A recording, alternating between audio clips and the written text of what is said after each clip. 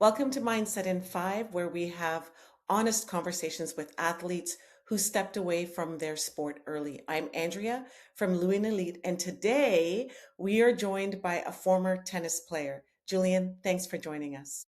Thank you so much for having me. Very happy to be here. Fantastic. Okay, so let's jump right in. Take us back to your competition days. When did you first start? What level did you compete at? And how far did your sport take you? So I started playing tennis when I was around 3.5 years old, 4 years old. For as long as I remember, I've been playing tennis. And I followed the French Federation training way until I was 17. And then at 17, I moved to the States to start playing D1 college tennis.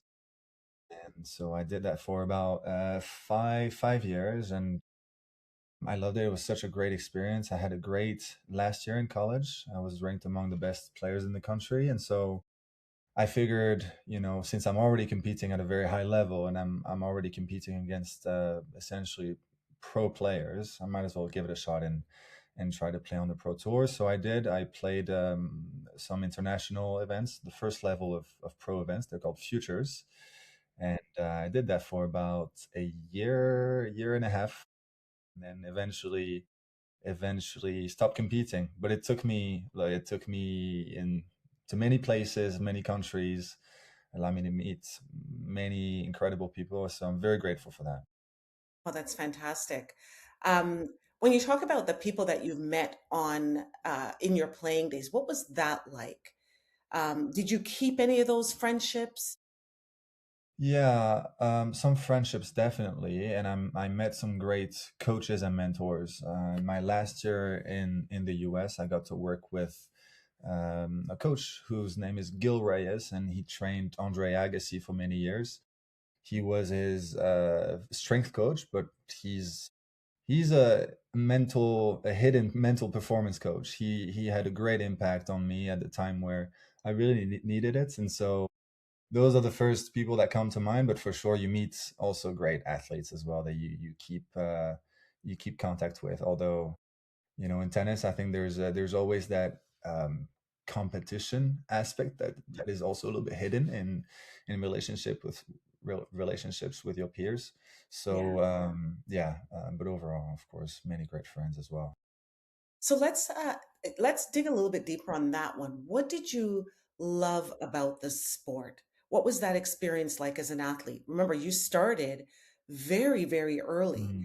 So, we're talking about into your teenage years. What was that like? Did you feel like you missed out on anything? Give us a sense of what that was like for any tennis Yeah, players that are watching. yeah, yeah. Well, there's a lot to unpack there. Yeah, um, let's. well, I don't know if I missed out on so much. I think because I started playing tennis very young, I think the issue that I realized really just a few months ago is that my identity is as really a human being was so tied to my identity as a tennis player, and so I really, for most of my life, I wasn't really able to make the distinction between me as a tennis player versus me as a person, right? So my wins, I would celebrate them very hard, and my losses, I would take them Mm, in a very difficult manner.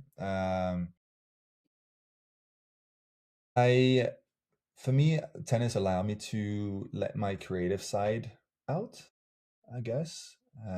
I was a very aggressive player in terms of game style.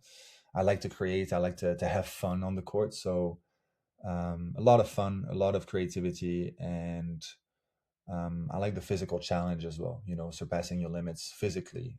I always enjoyed that as well, feeling like you get fitter and fitter over time. yeah, that's fantastic. I think something that you talked about, which we can go into now, is what I Mhm. find with athletes. I work a lot with basketball teams right now, but that their identity is so tied to basketball. Yeah. As young athletes, and I don't know if it's a Canadian thing, but a sports thing where athletes are so focused on getting to the NBA, let's say. that there's nothing else outside of that, right? To kind of shape who they become. So we can just pivot a little bit and talk about, was there a turning point when tennis stopped feeling the same for you? What was that like? I think my whole life I had a kind of a conflicting relationship with my sports because once again, it was so tied to my results. So I was winning, I was feeling great.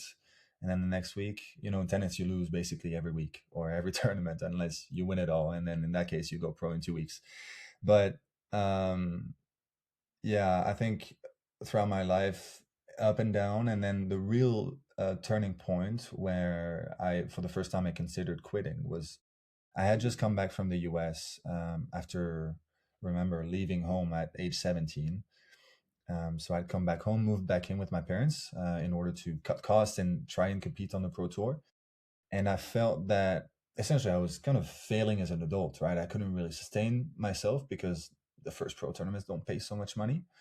And I also didn't feel so much support from my parents. So although I was at home, where you're supposed to feel the most supported, you're supposed to feel the best, I felt that I was completely alone, and I also felt that I wasn't really sure anymore whether I was being persistent or stubborn with my sport at that point. And so I really felt that I had no other option than trying and just basically leave the sport and see would that make me feel any better doing whatever else I'm doing. And so that was for me, the real turning point. Yeah. What was your mindset like at that time with, the conflicting feelings that you were having about the sport? How did you manage to move forward and make decisions about your future? It was a hard one. It was very hard because obviously since I was very young, I was a tennis player, and the difficult part also is that there is not only athletes. Um, it's an internal thing where athletes identify as an athlete, but it's also an external thing where you get reinforced from the outside. People praise you for being an athlete. And the better you get, the worse it gets. The more it gets, the weight is put on that. So it was a very long process, of trying and finding myself as a human being as well. But the mindset was um, actually there was definitely a relief at first of being okay. You know what, tennis stopped here, and I had to let go of kind of the hopes and dreams of making it to the Grand Slams and everything. And I think in a way that shifted a lot of weight, and it'll allow me to explore other parts of myself in a much greater way than I ever did before. When I hear athletes say that it is healthier, once you've kind of made that decision and you realize who you are outside of the sport, how much more healthier it is, from a standpoint that, um, you can make decisions now that are, in alignment with where you want to be. And oftentimes I find, like you talked about, how social media plays such a big role. And I don't know how much of social media you had, but I think about the athletes that I talk to now, and social media is everything. The clicks, the likes, the highlight reels, right? Like that's literally what they focus on. Um, and you touched a little bit too on parents. And I think I've said this before, that parents are well-meaning, Yeah, but they don't allow their athletes to fail. So absolutely. Yeah, now, absolutely. what do you wish you knew as a young athlete that you know now? Um, wish that I was encouraged to have other hobbies, to explore other things outside of tennis. Looking back, and I'm in the easy position now. Looking back, it's very easy to say these things to current athletes, but your sport absolutely does not define you. And I think that's why it's so important to cherish other things outside of it. And it could be anything. It could be how good of a brother or sister you are, how good of how much you love music. Maybe pursue that a little bit. Maybe learn how to play an instrument. Maybe it could be anything, and I think that brings you a lot closer to who you are at your core, and it detaches you from your sport. And I think that would have done a lot of good for me with my game for sure. What's the advice that you would give? The thing I struggled most as an athlete was how emotional I was, you know, for the exact reason that we've been talking about, right? The identity thing, and not being able to detach yourself from that. But I would say that I was very emotional on court, extremely not emotional off court. So I was really hard to read. And so I think for my coaches and parents, it was very hard to tell whether I was enjoying the sport, whether I was going through a hard time. So I would say I wish I would have been a little bit more vulnerable, I guess, with my feelings and with what I was really going through and feeling at those times. I would say that if you were in my position, it probably won't get much better until you let yourself be a little bit more vulnerable, and that's where I think having a space which you offer for athletes to be vulnerable in a space of no judgment is incredibly important. And I think that does a lot by itself. Yeah, yeah. We talked a little bit about parents. If parents and coaches are listening, what would you want them to know? Um, I'll speak about my personal experience. My coaches built a world class tennis player, technically, physically, but we kind of forgot the biggest piece of the pie, which was the mental side of the game. And so, and I don't blame them because they did incredible work with me, and I think they probably just didn't have the tools to deal with someone who was wired a bit differently. And I think that's something that's very common. You know, coaches don't really know how to deal with hypersensitive kids or neurodivergent kids, and where those things could be a strength, it's usually pinned as a weakness and a problem to solve, or a problem to almost suppress and ignore sometimes. And I think for coaches that would be the main thing. If they don't have the tools, if they feel that they can't really handle it, maybe seek help outside of your own circle, and maybe with a mental performance coach or a mindset coach or a sports psychologist or anyone that has better tools for that. Encouraging your kid to discover other things outside of their sport, and really encouraging them to, maybe signing them up for an arts and craft class every week or whatever it is, so they have that space outside of their sport where they can express themselves, and that is not a performance environment as well. I think is very important. And for those athletes, we mentioned identity a few times already. Imagine a lawyer of 20 plus years, going into retirement. Of course, they're going to feel a big lack or a big gap, I guess, in their life. Except they have more emotional tools, they have more maturity to deal with it. A kid who's 15, 16, or whatever, who's been playing a sport for most of their lives, they don't really have that. Yeah, yeah, that's great.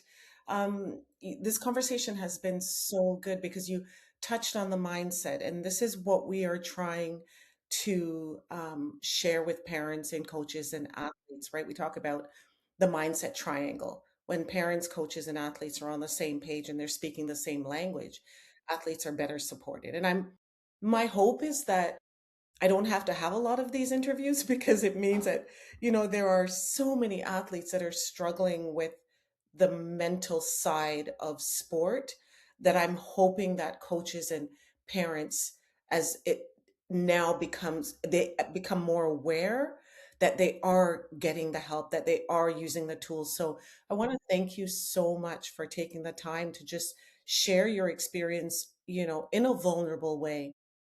This looks to me like a really positive outcome. How has sport helped you along the way? The funny thing is, I stayed in the sport. I coach Okay. tennis, I teach tennis.